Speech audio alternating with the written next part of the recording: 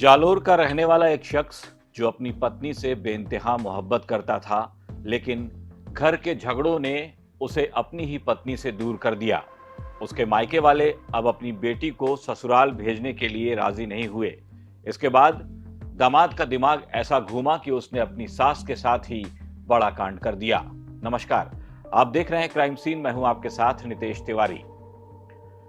अपराध से जुड़ी आज की कहानी आई है राजस्थान के जालोर जिले से, जहां के सरवाना थाना इलाके में एक दामाद ने अपनी ही सास के साथ एक सनसनीखेज वारदात को अंजाम दे डाला। बताया जाता है कि आरवा के रहने वाले सोहनलाल बिश्नोई की शादी 4 साल पहले बंधा कुआं की रहने वाली सरिता के साथ हुई थी। सरिता देखने में बेहद खूबसूरत थी। सरिता जब शादी के बाद ससुराल आई तो उसका पति सोहनलाल उसकी खूबसूरती का दीवाना हो गया। दोनों एक दूसरे से बहुत प्यार करते थे। जिंदगी ठीक ठाक चल रही थी, लेकिन फिर न जाने क्या हुआ कि घर में छोटे मोटे झगड़े शुरू हो गए। इसके बाद सोहनलाल ने अपनी पत्नी को समझाने की पूरी कोशिश की, लेकिन उसकी पत्नी सरिता भी अपनी जिद पर अड़ी रही। वो कहती थी कि जब उसकी कोई गलती है ही नहीं तो फिर वही उसके परिवार वालों के आगे क्यों झुके।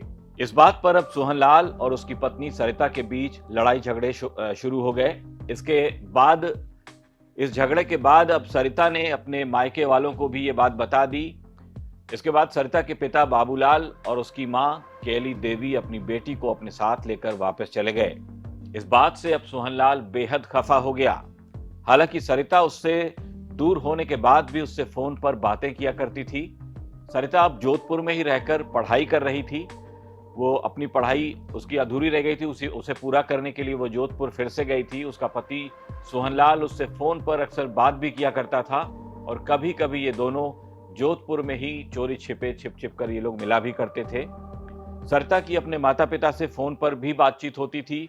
पिछले कई दिनों से उसका फोन बंद जा रहा था।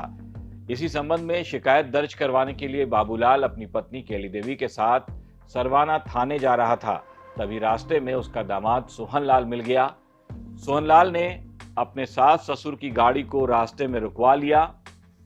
इसके बाद एक बड़ी सी कैंची निकाली और अपनी सास कैला देवी की नाक काट ली।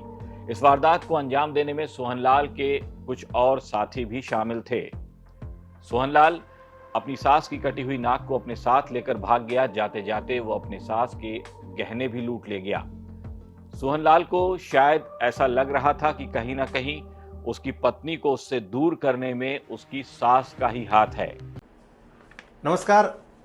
जालोर के सरवना पुलिस थाने का एक मामला सामने आया जिसमें एक दामाद ने अपनी सास का फसल काटने वाली कैंची से नाक काट दिया। दरअसल मामला यह था कि सास केली देवी ने अपने दामाद को फ़ोन किया सोहनलाल को कि उसकी पत्नी सरिता जो पिछले 5-7 दिन से घर पर नहीं है और उसका फ़ोन भी स्विच ऑफ आ रहा है, तो आप आइए और हम भी आते हैं और थाने चलकर गुमशुदगी का मुकदमा दर्ज करवाते हैं।